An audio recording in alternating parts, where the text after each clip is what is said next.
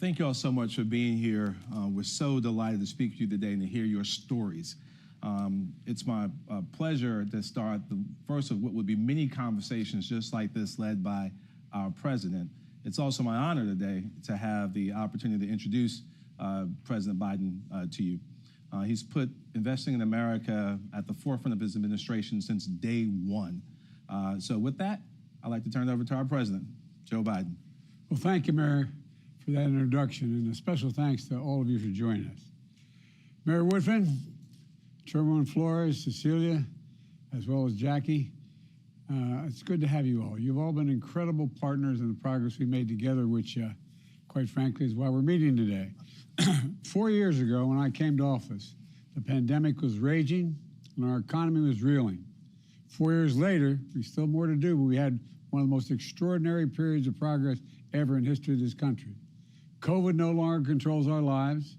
We've gone from economic crisis to the strongest economy in the world, literally.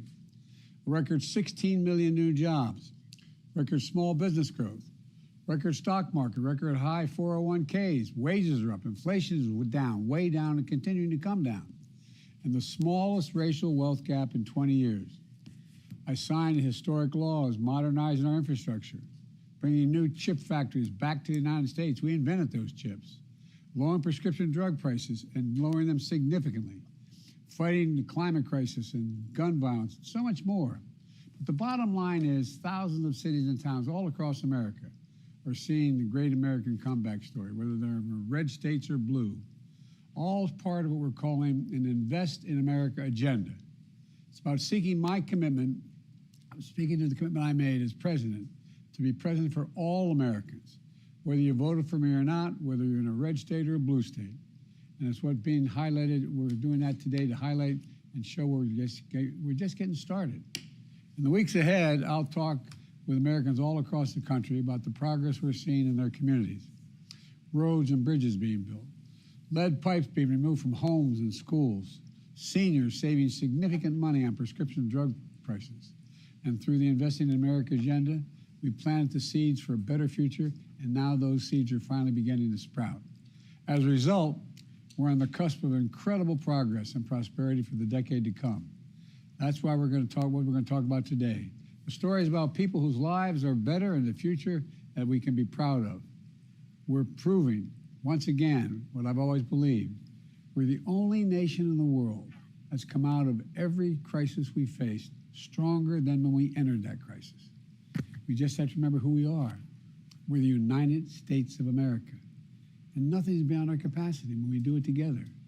So I'm going to stop there, and I'm going to turn it over to Mayor Benjamin, who I just saw recently, by the way, to get the conversation going. And by the way, Mr. Mayor, congratulations to that beautiful young child of yours. That's really, you're a lucky man. You tell me is she already a supporter?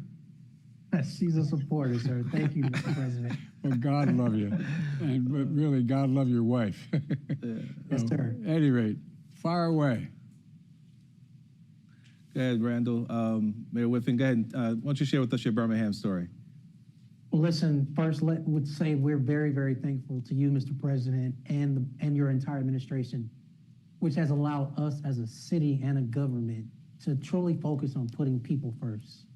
You know, over the last 4 years, as you stated, there has been an upswing. For us, wages, income, and employment have been on the rise in Birmingham. The average income has increased by more than 10,000, and we've exceeded pre-pandemic employment by over 17,000 jobs. So Birmingham is seeing job creation. We're seeing growth in innovative industries and opportunity. And I can say without a doubt that is directly related to the Biden administration for your investments and support. We're also tracking along national trends as it relates to small business growth and expansion. We've even created an Office of Business Diversity and Opportunity to be intentionally focused on minority and women-owned businesses. And so again, thank you to your administration. Our opera investment has stood up a COVID relief forgivable loan program where literally 9 out of every 10 recipients was either a Black or woman-owned business. And so again, driving what your administration has allowed us to accomplish, Designated, City of Birmingham being allowed to be designated as a tech hub has strengthened our recruitment efforts related to enhancing our innovation economy. There are a couple other notes I want to make. One is that as part of your administration's Good Job Challenge, we are training and placing up to 1,000 residents in healthcare careers. In addition to that, as the state of Alabama is the epicenter of the automotive industry, we're seeing a boost because of your Inflation Reduction Act. And because of those same investments in electric and batteries. In 2023, Alabama became the #1 exporter of motor vehicles in the U.S., which we shipped more than 11 billion in automobiles. These investments, Mr. President, helped us train workers right here in the city limits of Birmingham for more advanced manufacturing jobs. So it doesn't matter through small businesses, clean energy, advanced manufacturing, and healthcare. Our residents see more and more that they don't have to leave their hometown, their city limits, to get a good job because they can get one right here. And for us, in closing, that really means that the people of Birmingham are excited for a brighter future, excited to see themselves in it, their families, and for us, a great city. So we truly thank you. Well, Mayor, tell me, up in North Birmingham, which is, I think, primarily a minority community, what are you doing up there to revitalize things? So North Birmingham, first of all, it's kind of personal to me. I actually spent my first 11 years of life living in North Birmingham and went to North Birmingham Elementary. But this area has been historically disadvantaged. It is 100% minority Black. We're talking about low employment, as well as few resources for its residents. And so we were so excited to receive a $20 million grant as part of the Distress Area Recompete Pilot Program for this area. And so in this North Birmingham footprint, it is going to allow us to catalyze economic growth. We call it Reinvest Birmingham. This initiative, a little bit more detail, will allow us to rebuild something that's so important to all communities, our North Birmingham Library. And at this actual place, it affords us to create opportunity for learning and careers, as well as seeing a new workforce training site connected to this library for investments in entrepreneurship. And my favorite part, because it's part of the national conversation, is a child care facility. All right. So that's it, Mr. President. It's a game changer for us. Well, I'll tell you what, I can see Frederick Douglass' book behind you. He's proud of you right now, in your library. Well, look, Yes, sir. boss. Sure. So thank you so much, Mayor Woodfin, for your leadership. Now I have a chance to call on Ms. Jackie Trapp from Muskego, Wisconsin, to share her story with the president. Thank you, Mr. Mayor and Mr. President. I'm Jackie Trapp, a former social studies teacher turned family caregiver. And in 2015, I was diagnosed with an incurable cancer, multiple myeloma. Both the cancer and the chemotherapy caused blood clots, heart attacks, and strokes. So I'll likely be on the critical blood thinner Xarelto for the rest of my life. The new negotiated price of Xarelto, because of the Inflation Reduction Act, is a tremendous win for countless patients like me who rely on this previously cost-prohibitive medication to live. Prior to the Inflation Reduction Act, my out-of-pocket drug cost ranged from $15,000 to over $21,000 a year, every year for 9 years. My energy to fight my cancer was diverted to finding ways to fund my prescriptions. It became my latest occupation, really. Excuse me. But on New Year's Day, when everybody was ringing in the new year, I actually celebrated my first fill of prescriptions, knowing that the $3,300 I paid was going to be my total for the year. In 2025, that drops to $2,000, and I won't have to come up with tens of thousands of dollars every year anymore for my medication. Before the Inflation Reduction Act, my husband and I used our savings. I navigated grants, took out home loans, we sold vehicles, and we sold furnishings and cut out all but the essentials just to meet my co-pays. Ordinary things like dinner out, catching a movie, or exchanging gifts had pretty much ceased. And I thought, No one would ever take on Big Pharma, as they held patients like me hostage with monopolies over my essential drugs. So I cannot overstate my gratitude for this law, especially to you, President Biden. Thank you so, so much for looking out for patients like me. I have one important question. What's your dog's name? My dog is Jake. Jake. Well, I tell Jake you what. the dog. Look, you know, I want people to understand that I've been having this run-in with Big Pharma for a long time. We finally beat them, and the Xarelto we're taking, used to cost $517. It's now $197 for people on Medicare. And the idea that you were paying as much, I mean, the Inflation Reduction Act, $2,000 out of pocket annual cap for Medicare prescription drugs. And it's got to be a life changer. You know, the mental impact of having to figure, if I don't take these drugs, my life is literally at stake, and having to figure out how in God's name can we get the money to do it? I'm so proud of you. Presumptuous of me to say that. I've never met you personally, but I really am. I'm proud of hell of you. You're just a real fighter, and you look great. I hope you feel as good as you look. Well, I am so grateful. I can't even overstate that. Really. Thank you. This opportunity to thank you means quite a bit to me. Well, all of you got to come to the White. I'm not going to be in the White House much longer, but you got to come and see me. I want to see you all. Well, Mr. Mayor, we'll figure that out, boss. We'll figure that out. Thank you so much for your courage, Ms. Trapp, and you keep on fighting. Now I have the honor of calling on Chairwoman Amelia Flores to share her story. Madam Chair.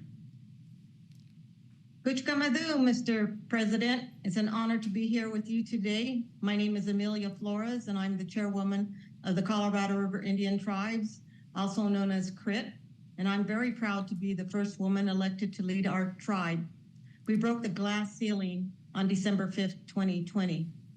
And I've seen firsthand how poor infrastructure, be it water, schools, broadband, our roads, has impacted my tribe. For an example, during my first few months on the job, our tribal utility director came to me with some bad news.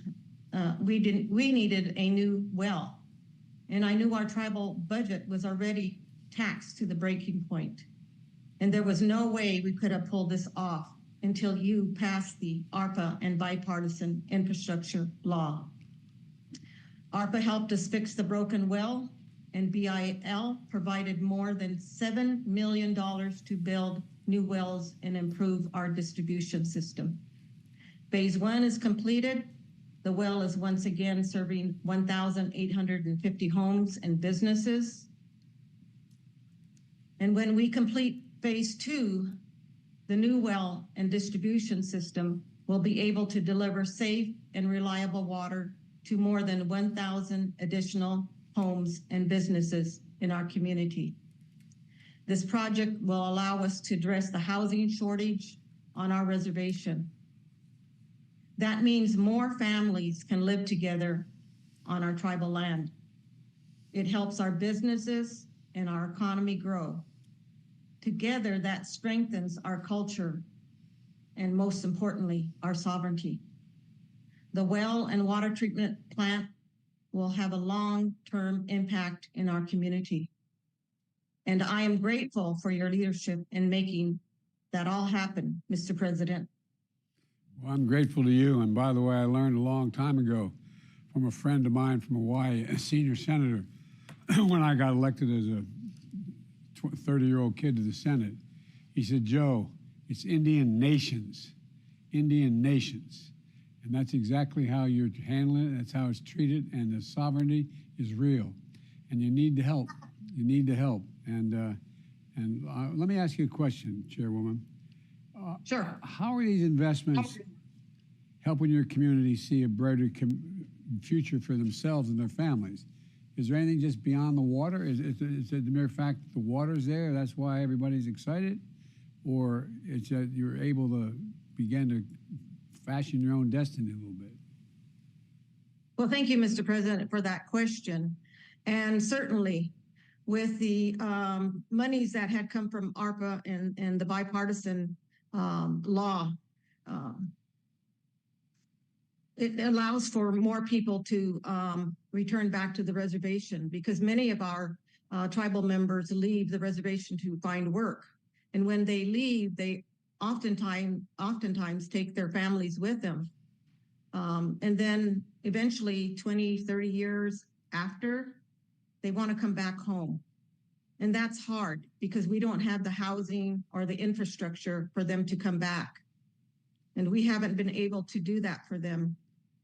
So with this project, with the new wells and upcoming water treatment system, we will have cleaner and safer water. We now have the infrastructure we need to build for housing for our people, and we can build up our community. We'll have more families here, and that really changes things up for us and gives us hope. And yes, we're the tribes with the water. We have senior water rights on the lower Colorado River Basin. And we have the largest water right. Thank you. I know you do, and it's about time everybody recognized it. And we just had a photograph up on the other board here while you were talking about how beautiful the countryside is. It's a magnificent area. So thank you, and you're doing a great job. Thank you very much. Thank you. Thank you, and God bless you. Thank you. Thank you. Well, now it's our honor. We have Ms. Cecilia Moyep from Philadelphia, Pennsylvania, here to share her story. Please, Ms. Moyep, please. Thank you. My name is Cecilia Moyep. In 1966, I was a widow with 3 small children living in Chinatown, Philadelphia. I was at a public meeting when I found out that the church and school my children went to was going to be demolished for a federal highway program. The church was the heart and lifeblood of the community, so I got involved. I formed a grassroots organization to fight against the highway. We organized, we picketed, we protested, but we did have some success because we were successful in protecting the school and the church from being demolished. But despite our efforts, the Vine Street Expressway was still built through the heart of Chinatown. And even over the years, many of my neighbors and I were forced out of our houses because of other transportation projects. The Vine Street Expressway created a physical divide that made Chinatown less safe. It made our air quality worse. The construction displaced so many people from our community. But from the very beginning, we tried to get the highway capped to improve safety and to reconnect Chinatown, but there was never funding to make it happen. But now, after 50 years of organizing, thanks to you and your administration for their investment in the Chinatown Stitch Project, this dream will finally become a reality. Our community has been asking for this for decades, and it would never have happened without your funding. Thank you so much for delivering, Mr. President, for our community. Cecilia, I know your community pretty well. I live down the road in Delaware, and I-95 went through my community, and not where I live, but in the western part of the city, and it divided entire communities. It's 4 lanes across, and we've been fighting for a long time. We finally got commitments.